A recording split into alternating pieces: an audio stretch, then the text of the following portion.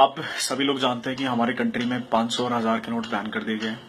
8 नवंबर को मोदी जी के खुद के भाषण के बाद जब ये नोट बैन हो गए तो मैं वेट कर रहा था कि कुछ लोग नई नई तरह की थ्योरीज निकालेंगे, बिकॉज पहली बार करप्शन को खत्म करने के लिए एक पहली बार ऐसा प्राइम मिनिस्टर आया जिसने इतना सख्त स्टेप लिया है। और अगर आप लोग को लगता हो कि सडन हो गया, जैसे सारे पॉलिटिशियंस करें नहीं, अचानक कैसे कर सकते हो, जनता कह रही है अचानक कैसे कर सकती हो, अगर आपको ध्यान ना हो, प्रधानमंत्री जी ने हमेशा आपको इशारे से जरूर बताया it was a part of a plan. ये कभी भी आपके लिए अचानक नहीं था। आपके आधार कार्ड बनाना अचानक नहीं हुआ। आधार कार्ड के बाद जनधन योजना चलाना जिसमें आपके बैंक अकाउंट खोले गए, आपकी चीजों को पेपरलेस किया गया, वो अचानक नहीं हुआ। सब्सिडीज के पैसे अकाउंट्स में जाना, एलपीजी के सब्सिडी के पैसे अकाउंट्स में जाना, वो अचानक नहीं हुआ। एग्रीकल्चर की सब्सिडी के पैसे अकाउंट्स में जाना, वो अचानक नहीं हुआ। It was a part of a plan. पहले आधार कार्ड, फिर जनधन, फिर आपकी जनधन के बाद आपके सब्सिडीज को भेजना, आपको पहले बैंकिंग से कनेक्ट किया गया। लेकिन फिर भी बिकॉज मेरा कंट्री कभी से आलसपने में जूझता रहा है, तो बहुत सारे मेरे महानुभावों ने, बहुत सारे लाखों लोगों ने बैंक अकाउंट तब भी नहीं खुलवाए। 1 रुपए की कॉस्ट पर बैंक अकाउंट खुल रहा था, लेकिन लोगों ने बैंक अकाउंट तब भी नहीं खुलवाए। बार बार बोलते बोलते मोदी जी थक गए, आधार कार्ड बनवा लो, जनधन योजना के तहत बैंक अकाउंट खुलवा लो, खुलवा लो, खुलवा लो, कोई सुनने को तैयार नहीं था। ठीक है, फाइनली 8 नवंबर को यह स्टेप ले दिया गया कि 500 से 1000 के नोट को हम बंद कर रहे हैं, ताकि हम करप्शन के एक बहुत बड़े लेवल को खत्म कर सकें और पूरी मार्केट की करेंसी मार्केट के अंदर वापस आ जाए, जो कि घरों में दबी पड़ी हुई है। अगर आपने देखा हो, लोग कह रहे हैं कि भाई इससे करप्शन पर कोई फर्क नहीं पड़ेगा, खासकर मेरे माननीय योग पुरुष केजरीवाल जी। सही बता रहा हूं केजरीवाल जी, अगर ये डेमोक्रेसी और कानून ने हमारे हाथ नहीं बांधे होते ना, सच में हम आपका मार मार के मोर बना देते हैं। मतलब सोचो, इतना फ्रस्ट्रेटेड हो गए हम लोग एज ए यंगस्टर, आपको देखते देखते, आपकी बातों को सुनते सुनते। इतने घटिया ख्यालात हैं आपके। एक छोले भटूरे वाला ना दिल्ली में आपसे ज्यादा समझदारी की बात कर सकता है। और कौन लोग? क्यों? क्योंकि मोदी जी ने आपके करप्शन का एजेंडा छीन लिया है। आप आए थे ना करप्शन का एजेंडा लेके, क्योंकि आज मोदी जी ने करप्शन का एजेंडा ले लिया तो आप सोच रहे हो कि मैं इलेक्शन किस ब्याह पर लड़ूंगा। अरे कभी तो अपनी ग्रीड को छोड़ो, अरे कभी तो अपने लालच को छोड़ो। इतना बड़ा स्टेप लिया गया है, अब तो सुधर जाओ। तुम पता नहीं इनकम टैक्स डिपार्टमेंट में थे या नहीं थे सर, पता नहीं आपका क्या सीन है सर, किसने आपको इनकम टैक्स डिपार्टमेंट में रखा पता नहीं। और कौन कहता है कि आप दिल्ली के मुख्यमंत्री हो यार, बस हम आपसे ही दुखी हो गए हैं। मतलब ऐसे ऐसे स्टेटमेंट। अच्छा देखो, करप्शन के केस से कौन कौन बौखलाया। अरविंद केजरीवाल जेन्युइन था, राहुल गांधी जेन्युइन है भाई, जिंदगी भर परिवार ने घोटाला ही तो किया, और क्या किया है। कौन कौन अगेंस्ट खड़े हैं? मुलायम सिंह यादव मुलायम सिंह यादव को आप ऑनेस्ट लीडर मानते हो? लालू प्रसाद यादव, उसका जो फॉर्डर घोटाले में तो खुद जेल से छूटा, उसको आप ऑनेस्ट लीडर मानते हो? मायावती, नोटों की माला पहनने वाली, ऐसे लीडर। ऑपोजिशन में कौन कौन है? ममता बनर्जी, जिसने खुद कलकत्ता का भट्टा बटा दिया।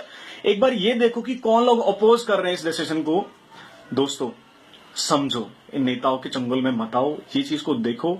हाँ, सब परेशान है, मैं भी परेशान हूं, मेरे पास भी 150 रुपए थे, 3-4 दिन से ऐसे ही घूम रहा हूं, मैं एटीएम तक एक्सेस नहीं कर पाया हूं। कहीं ना कहीं तक 130 करोड़ को देश को मैनेज करने के लिए मैनेजमेंट उतनी ज्यादा नहीं थी बैंक के पास। लेकिन हाँ, अभी बैंक ने कुछ मेजर स्टेप लिए हैं, जिसके तहत उन्होंने मोबाइल बैंक चलाने के लिए कहा है, मोबाइल एटीएम चलाने के लिए कहा है। मतलब आपके गांव में, आपके आसपास में अगर 6 एटीएम थे, अब मोबाइल एटीएम के थ्रू 10 वैन और खड़ी हो जाएंगी, तो आपके पास वहां 10-12 एटीएम और एक्स्ट्रा होंगे और बैंक भी शुरू हो जाएंगे। आप थोड़ा सा साहस रखो। और जितने भी लोग समझ रहे हो ना करप्शन सिर्फ नेता के पास है या किसके पास है, सोचो कर नेता के पास पैसा आता कहां से है? नेता को पैसा देने वाले हैं कौन? बिजनेसमैन, वेंडर्स, ट्रेडर्स, ये परचून की दुकान चलाने वाले, जितने भी जहां पे बैठे हैं, चांदनी चौक चलाने वाले। मेरा पूरा दिल्ली जानता है कि कैश पर मार्केट कैसे चलती है। आज भी दिल्ली में कितने % दुकानें हैं जो आपको बिल देती हैं? कोई बिल नहीं देता आपको। इस बात को समझो। इतने ज्यादा लोगों का पैसा मार्केट में आया जो होल्ड करके बैठे थे। आप जो लोग कह रहे हैं ना कि ये लाइनें बहुत लंबी लंबी हैं, बाहर लाइनें बहुत लंबी लंबी हैं, मैं आपको कुछ कुछ चीजें बता देता हूं लाइनें क्यों लंबी हैं। इनमें से आधे से ज्यादा लोग वो हैं जिनके फैक्ट्री ऑनर्स ने अपनी लेबर को छुट्टी देके, पैसे देके भेजा कि जाओ डिपॉजिट करा के लाओ और कैश एक्सचेंज करा के लाओ, ताकि वो अपने ब्लैक का व्हाइट कर सकें। इनमें से ज्यादा पॉपुलेशन वो जो उस पैसे को रिपीट कर रहे हैं। हमारे जैसे लोग हैं, 4.5 से 5% के सैलरी लोग हैं जो सिर्फ तनख्वाह में से अपना टैक्स कटाते थे। बाकी तो टैक्स का पैसा ही खा रहे थे। रोज टैक्स बचाओ, ये टैक्स ही नहीं भरते।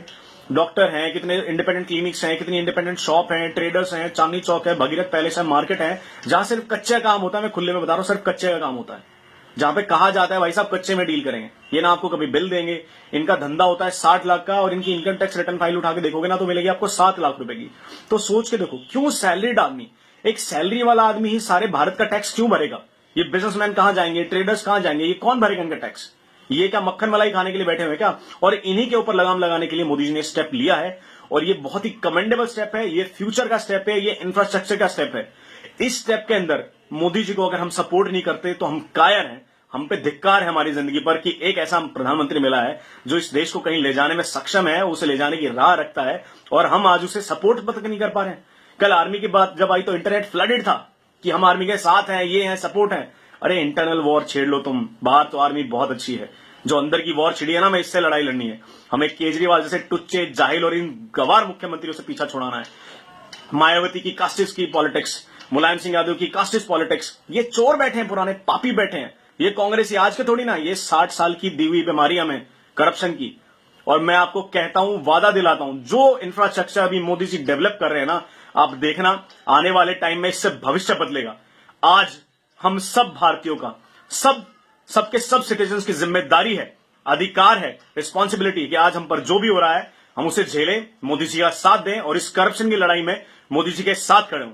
मोदी जी, मैं आपके साथ खड़ा हूं और मेरे साथ पता नहीं कितने हजारों लाखों यंगस्टर आपके साथ खड़े हैं।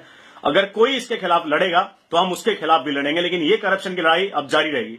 मोदी जी, आपके स्टेप के लिए जय हिंद।